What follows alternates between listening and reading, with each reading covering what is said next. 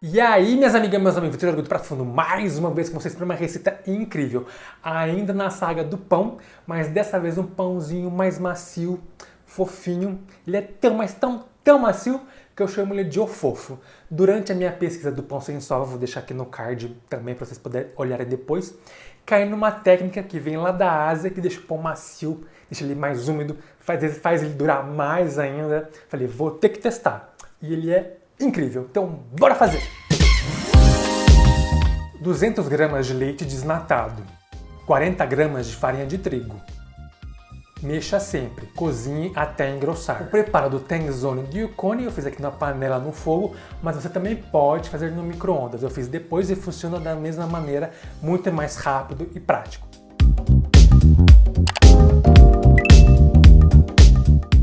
Essa é a primeira parte, que é realmente a técnica chamada lá fora de Tengzone, que eu acho que é o termo em mandarim, provavelmente eu falei errado. Tengzone. Ou Yukone, que é o termo em japonês. É uma técnica bem difundida, tanto na China, Japão e Coreia e outros países da Ásia também, que consiste em você cozinhar a farinha de trigo no líquido principal da preparação. Aqui no caso é leite, mas geralmente também pode ser água. Que esse cozimento nós chamamos de gelatinização do amido, que vai fazer com que o amido, o grãozinho de amido, grano melhor dizendo, vai se expandir e ele consegue interagir um pouco mais com a água ou com a umidade que está ali e vai aprisionar essa umidade, deixando a massa menos grudenta, vai aumentar a vida útil desse pão, ele vai ficar mais úmido por mais tempo, sem falar também que também modula um pouco a estrutura do pão devido a essa interação do amido com a umidade, então ele fica mais fofinho também. É basicamente essa mágica, melhor, essa técnica que interfere em toda a cadeia do pão. Existem várias receitas lá fora que usam essa técnica, mas eu queria testar com uma minha que eu já conheci o resultado final. Que eu adaptei uma receita minha de pão, que já está no site, é um pãozinho de leite, e eu adaptei para poder utilizar o Tengzone. e funcionou incrivelmente bem. É muito bom. E se você ficou com vontade de saber mais sobre essa técnica, Tengzone. ou Yukone, lá no post da receita tá tudo escrito, bonitinho, tintim por tintim, como ela funciona, como transformar, qual que é o paranauê por trás dela. Então tá tudo bem detalhado, explicado como sempre. Aqui no vídeo eu não coloquei não porque o vídeo vai ficar grande por natureza, mas lá no site, no post, tá bem detalhado. Então corre lá. Em algumas receitas pedem para você deixar esfriar essa pastinha que você fez para dar continuidade. Porém, você vai demorar um pouco mais. Então, meu pulo do gato foi o seguinte: eu uso todos os outros ingredientes gelado. O leite que vai estar gelado e o ovo também vai estar gelado. Isso ajuda a diminuir a temperatura dessa pasta. Porque se estiver muito quente, vai cozinhar os ovos, aliás, na verdade é um só, e também vai matar o fermento. Mas se você quiser esperar esfriar, também pode, não tem problema nenhum.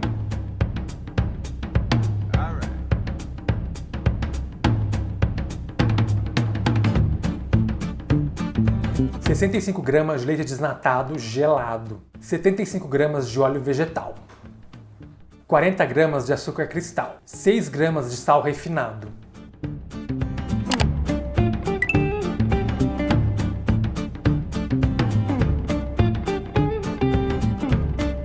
50 gramas de ovo gelado, 6 gramas de fermento biológico seco instantâneo,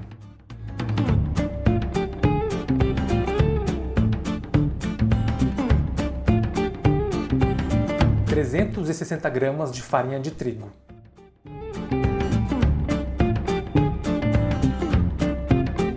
Misture os ingredientes para não deixar nenhuma farinha seca.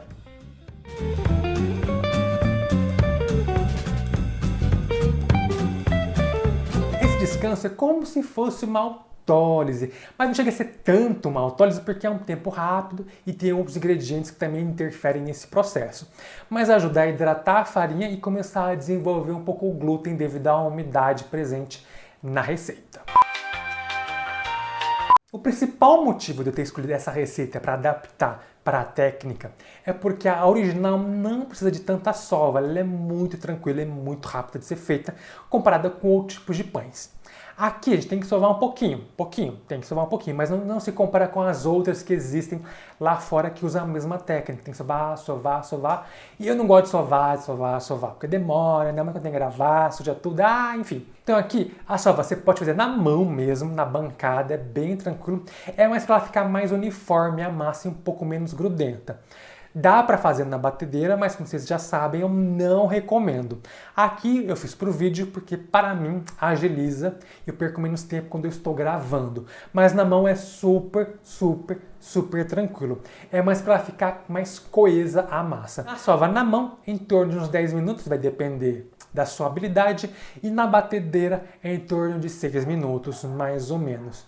Mas, de novo, eu não recomendo usar a batedeira, essas mais comuns, para isso, porque é massa pesada.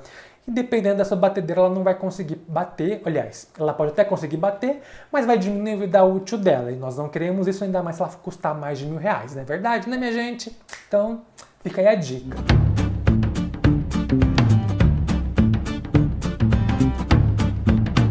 Depois que sovou, temos que deixar descansar para realmente começar a fermentar a massa.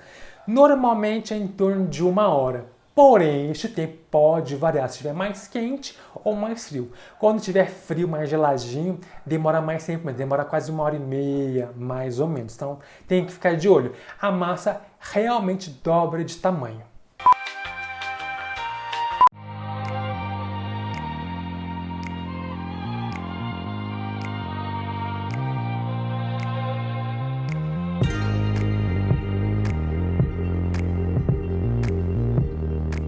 Depois que fermentou, partimos para a etapa de molde, ou como os gringos chamam de pré-shaping, ou shape no caso realmente, porque a gente vai modelar e já vai para a assadeira. Olha só que tranquilo!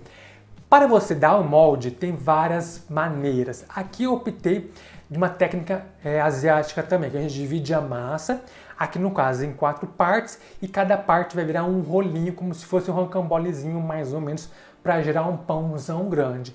Mas você pode formatar, dar o formato como você bem quiser. Essa etapa de dar do formato de rolinho é importante porque ajuda a parte de textura do pão nesse caso específico. Mas você pode fazer como você bem quiser. Aqui eu fiz porque eu queria ver como ficaria. E nesse caso específico o formato influencia bastante como o pão vai ficar no final. O resultado final depende, é atrelado, está diretamente ligado ao formato. Tem que realmente separar direitinho as porções do pão. O pão fica em torno de uns 800 gramas, mais ou menos. Então cada parte, que são 4, vai ter 200 gramas. Então tem que ser pesado, separado certinho, se você quiser ter um pão mais bonito, com um formato mais equilibrado, digamos assim. Depois que separou as 4 partes iguais do pão, nós temos que bolear, que é um termo nada mais nada menos para que transformar numa bolinha, deixar ali uniforme novamente cada porção.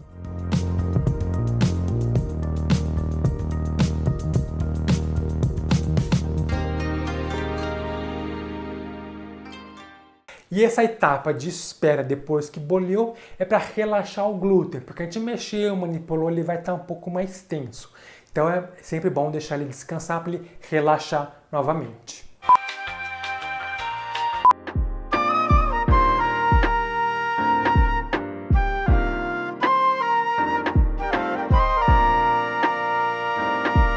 Com o rolo, abrir cada porção num disco uniforme.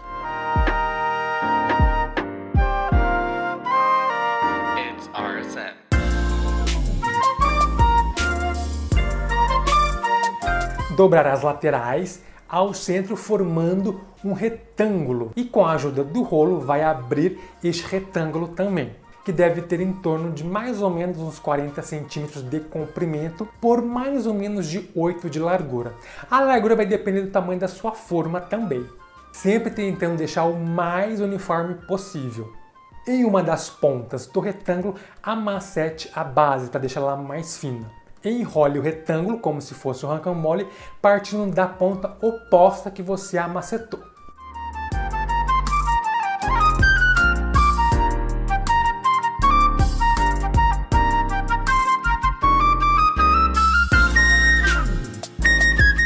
Coloque dentro da forma preparada untada com óleo.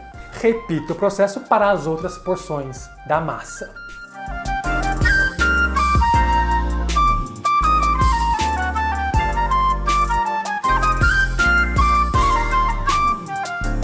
Depois de dar o formato para o pão, vamos para a última fermentação na forma já.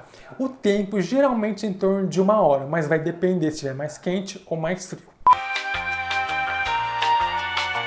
Antes de levar o pão para assar, temos que dar o acabamento para ele. Você pode borrifar apenas água para dar um efeito mais opaco no estilo de pão caseiro mesmo, ou você pode pincelar ovo batido, que vai dar um acabamento mais brilhante, mais dourado. Mas é puramente estético, o sabor fica igual.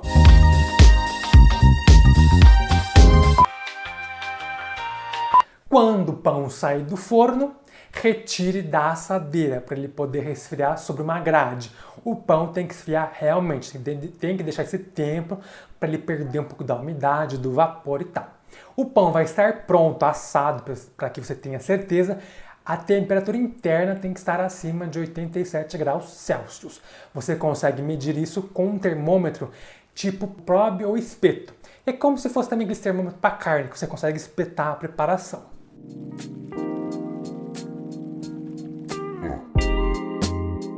Delicious.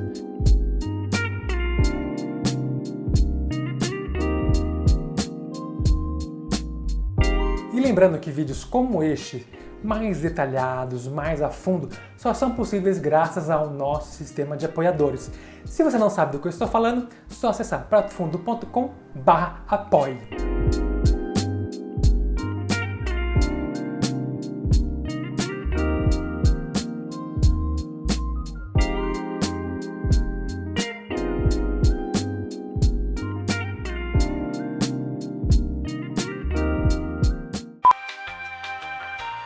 E aqui eu já mostro que eu também não sou lá muito bom, não sou muito expert em dar o formato pro pão, tem que aprender muita coisa. Vocês podem ver que um pão ficou meio desmilinguido, mas aqui por 2 motivos. O formato não ficou bem feito, realmente tinha alguns pãezinhos ou alguns rolinhos não tão do mesmo tamanho, não estavam tão padronizados, e eu deixei fermentar por mais tempo. Então, como vocês podem ver, rasgou, porque fermentou demais na hora que foi pro forno, quando ele dá aquele crescimento de forno que os gringos chamam de oven spring, chique, que é a última crescida que ele dá antes do fermento morrer. Rasgou a massa, que é esses defeitos que vocês podem ver aí na imagem. E no outro detalhe quando fermentou de menos, que ele não ficou na altura que poderia ficar. Que aqui no caso, de novo, a interferência é do tempo de fermentação e também do formato que não foi bem feito. Mas assim, é mais visual, é estética. O sabor dos dois estava assim incrível, é mais visual mesmo.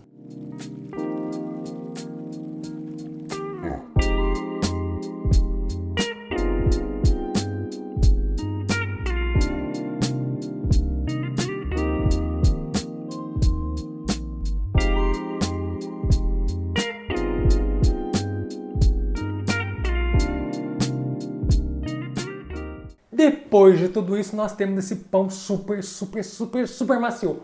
O fofo, ele é incrível. O cheiro que fica, minha gente, na hora que tá assando, parece que você colocou tanta manteiga, mas tanta manteiga e não tem manteiga. Ele é feito com óleo. Você fica assim, como é possível? Como é possível? Tudo técnica, gente, tudo técnica. E eu já fiz esse pão umas 5 vezes depois que eu testei a primeira vez. É assim, olha, incrível. E para um pão, ainda mais que ele é um pão enriquecido, porque tem ovos, e tem leite e tem óleo.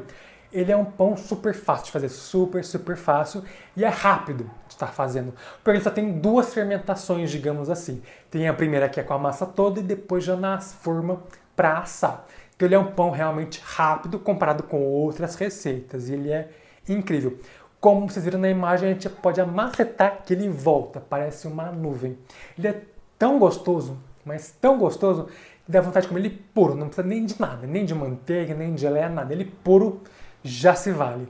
E ele realmente dura mais tempo. Eu achei que ele, como ele tem óleo na preparação, ele também ele não resseca tão rápido, então ele fica macio por vários dias. Se bem que ele dura pouco porque a gente come ele muito rápido. Acho que aqui em casa durou uns 3 dias, olha assim, no máximo. E é um pão grande, minha gente, é um pãozão, olha, muito, muito, muito, muito bom. Recomendo muito que vocês façam. E ele lembra bastante um brioche e não vai manteiga, isso que é o mais legal. Muito bom, vale muito a pena. E o formato você pode variar. Aqui eu fiz no estilo mais asiático, mas o formato você pode fazer qual que você quiser, digamos, de uma maneira geral.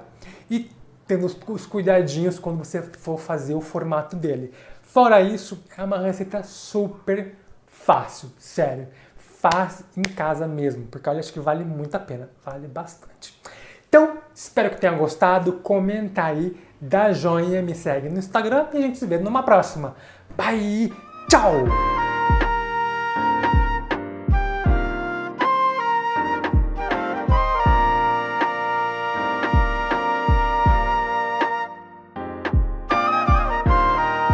Kika!